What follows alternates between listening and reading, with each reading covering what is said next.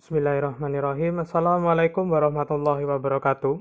Bertemu lagi dengan video pembelajaran matematika peminatan. Hari ini kita lanjutkan materi kita ke bagian kedudukan garis terhadap lingkaran. Kemarin di video sebelumnya kalian telah mempelajari mengenai cara menentukan kedudukan titik terhadap lingkaran. Untuk kali ini kita akan membahas mengenai kedudukan garis terhadap lingkaran. Mohon maaf karena di buku modul kemarin tidak ada.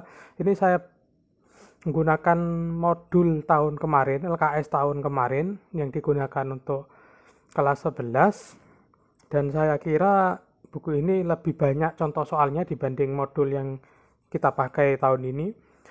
Jadi untuk materi khusus untuk materi ini dan materi garis singgung mungkin saya akan menggunakan buku ini, tetapi buku yang kalian pegang itu juga masih bisa digunakan untuk materi lingkaran. Jadi untuk materi persamaan garis singgung di buku kalian yang kalian pegang saat ini itu masih ada rumusnya. Jadi untuk contoh-contoh soal nanti saya ambilkan dari sini, tetapi untuk rumus dan segala jenis contohnya ada di modul kalian saat ini itu juga ada. Jadi kita mulai ya, kedudukan garis terhadap lingkaran. Jadi ada 3 sama dengan kedudukan titik terhadap lingkaran. Kedudukan garis terhadap lingkaran itu juga ada 3 macam. Ada yang garisnya tidak berpotongan sama sekali terhadap lingkaran. Jadi ini gambar yang satu yang di sini, garis dan lingkarannya tidak berpotongan. Itu yang pertama. Kemudian yang kedua, garis dan lingkarannya berpotongan di satu titik saja. Ya, hanya nempel. Ini garis dan lingkaran seolah-olah hanya menempel. Ini namanya keadaan menyinggung. Jadi garis ini dinamakan garis singgung lingkaran karena dia hanya menempel pada lingkaran. Jadi tidak memotong, hanya menempel di ujungnya saja. Itu yang dimaksud menyinggung. Kemudian keadaan ketiga yaitu garis memotong lingkaran di 2 titik yang berjauhan. Kalau ini kan menempel satu titik. Sedangkan yang ini garisnya memotong agak di tengah lingkaran ya. Ini keadaan namanya berpotongan ya. Ada 3 kedudukan garis terhadap lingkaran. Itu adalah gambarnya. Untuk cara menghitungnya, untuk cara analisisnya, di mana nanti ya di soal pasti muncul suatu persamaan lingkaran dan suatu persamaan garis dalam bentuk, ya tentu saja dalam bentuk persamaan. Karena bentuknya persamaan, kalian mungkin bisa mencarinya dengan menggambar lingkarannya, kemudian menggambar garisnya. Kemudian kalian lihat apakah memenuhi salah satu dari ketiga kedudukan ini. Tetapi caranya agak lama karena kalian harus menggambar lingkaran, kemudian menggambar garis, tentunya itu akan memakan waktu lebih lama dan lebih mudah untuk keliru jika kalian menggunakan cara itu. Lantas cara yang mudah bagaimana? Jadi untuk mencari kedudukan garis terhadap lingkaran ada 2 cara. Yang pertama ini cara substitusi. Jadi caranya adalah persamaan garisnya. Ya, nanti kalian rubah dalam bentuk X sama dengan intinya X-nya disendirikan di sebelah kiri. Kemudian X itu dimasukkan ke dalam persamaan lingkaran. Nanti akan muncul suatu persamaan kuadrat seperti ini. Ya, bisa X, bisa Y, tergantung keadaannya. Ketika kalian sudah mengetahui suatu persamaan kuadrat seperti ini, kalian menghitung diskriminannya, yaitu D besar. Masih ingat ya, ini materi sanawiyah kalau tidak salah. D besar atau diskriminan suatu persamaan kuadrat itu B kuadrat min 4AC. B itu koefisiennya X, A itu koefisiennya X kuadrat, dan C adalah konstantanya. Jika kalian menghitung D, ya, jika D-nya negatif dari perhitungan kalian, maka garis yang tadi kalian masukkan ke dalam lingkaran itu memotong lingkaran, keadaan yang nomor 3. Ya. Maaf, tidak memotong lingkaran, keadaan nomor 1. Kemudian yang kedua, jika D sama dengan 0, maka dia menyinggung, keadaan nomor 2. Jika D positif, maka dia memotong lingkaran di 2 titik berbeda. Kemudian cara yang kedua, ini nanti ada contohnya, ini jangan khawatir ya. Contohnya akan saya gunakan tadi. Kemudian yang Kedua, membandingkan antara jarak pusat lingkaran terhadap garis dan jari-jari lingkaran. Jadi, cara yang kedua ini mencari jaraknya sebuah titik pada titik pusat lingkaran ya, pusatnya lingkaran, dan garis yang akan kita, misalkan ada di sini, ada suatu pusat lingkaran di sini A, B, dan ada suatu garis. Ini dalam kartesius ya. Ini masih di dalam kartesius. Begini. Kemudian jarak itu akan di sini, jarak antara sebuah titik dan garis. Ya, jika jarak yang kita sudah hitung ini, D kecil, jaraknya lebih besar dari jari-jari lingkaran, misalkan jari-jari lingkarannya seperti ini, lingkarannya, jaraknya hanya segini, ya ini jari-jari. Tentu, jika jari-jari kurang dari jarak tadi, jarak yang kita hitung, maka garisnya tidak memotong. Tetapi kalau jari-jarinya lebih besar daripada jarak yang kita hitung, kan seperti ini, jari-jarinya lebih panjang. Keadaan ini garisnya akan memotong lingkaran di dua titik berbeda, seperti itu. Jadi itu cara untuk mencari kedudukan lingkaran. Sekarang contoh saja, jika kalian masih bingung, saya akan mencontohkan salah satu soal di dalam buku ini ya.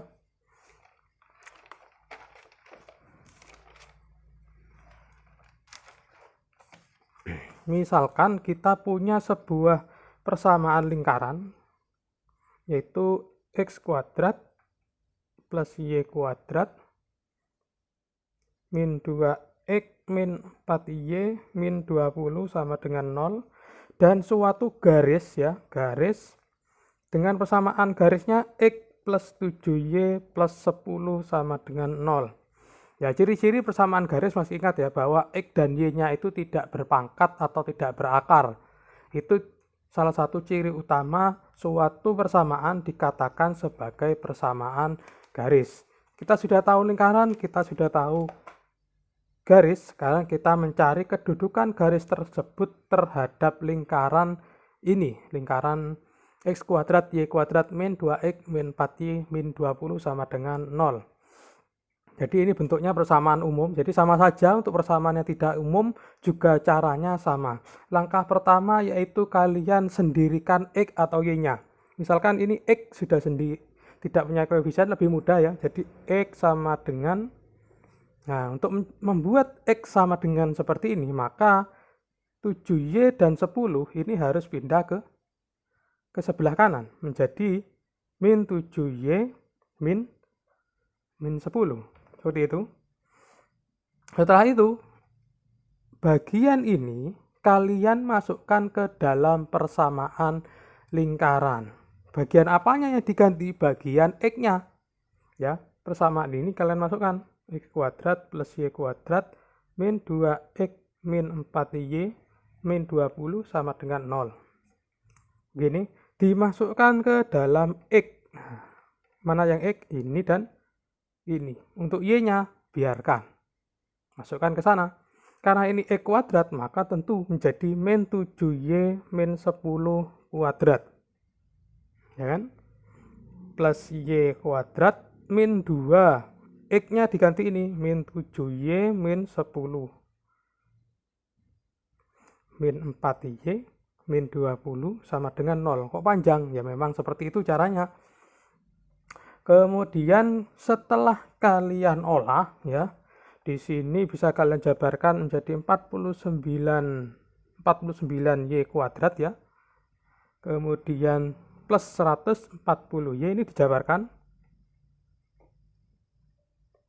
plus 100. Nah, ini penjabaran dari ini menjadi ini. Kemudian yang belakangnya y kuadrat ini kita jabarkan menjadi plus 14y, ini minus dikali minus,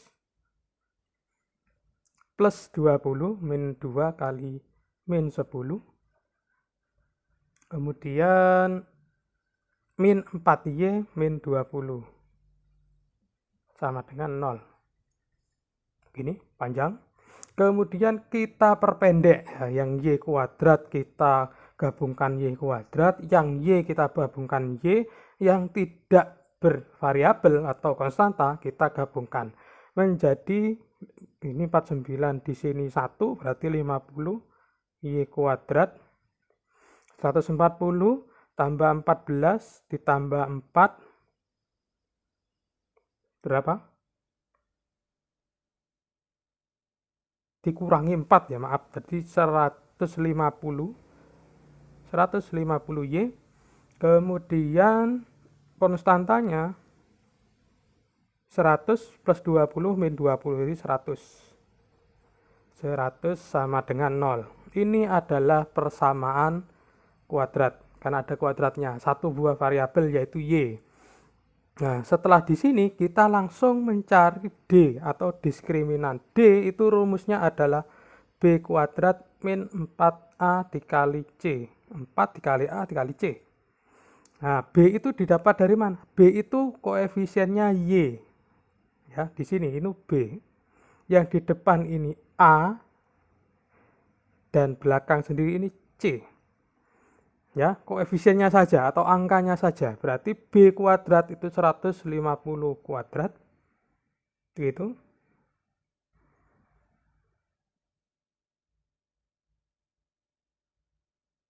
Ya. Atau kalau ini kalian merasa terlalu besar, bisa kalian perkecil dahulu. Misalkan 50, 150, 100. Itu bisa dipermudah dengan membagi semuanya itu dengan 50. Itu boleh karena kesemuanya. Jadi harus semuanya. Cara memperkecil persamaan itu harus dibagi semuanya. 50 dibagi 50 tinggal 1. 150 dibagi 50 3. 100 dibagi 50 2. 0 dibagi 50 tetap 0. Berarti persamaannya tinggal ini. Lebih mudah, yaitu D B kuadrat min 4AC, A-nya 1, di depan Y seharusnya ada angka 1 ya. Kemudian ini B, yang ini C, di sini A. Berarti kita hitung B kuadrat 3 kuadrat minus 4. Minus 4 ini rumusnya dikali A 1 dikali C 2. Gini, setelah kalian hitung hasilnya ternyata 1. Ya kan?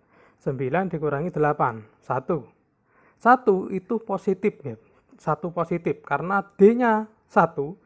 1 itu lebih dari 0, maka sesuai syarat tadi bahwa karena D-nya lebih dari 0 atau positif, maka garis yang tadi, garis ini, memotong lingkaran ini di dua titik yang berbeda.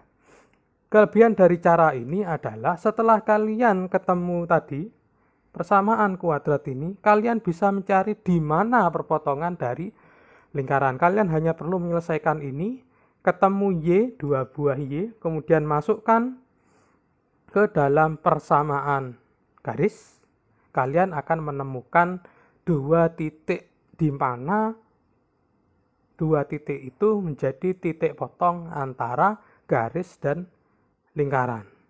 Begitu untuk materi yang hari ini. Karena di sini tidak ada buku, mungkin kalian hanya bisa memperhatikan dari sini ya. Untuk contoh-contoh mungkin nanti sebelum atau waktu ulangan akan saya pikirkan apakah saya keluarkan atau tidak. Tetapi dalam materi dari kurikulum kita, materi kedudukan garis ini masih termasuk di dalam materi pembelajaran kita. Baik, sampai di sini pembelajaran hari ini. Kalau ada pertanyaan silakan ditanyakan. Saya akhiri. Wassalamualaikum warahmatullahi wabarakatuh.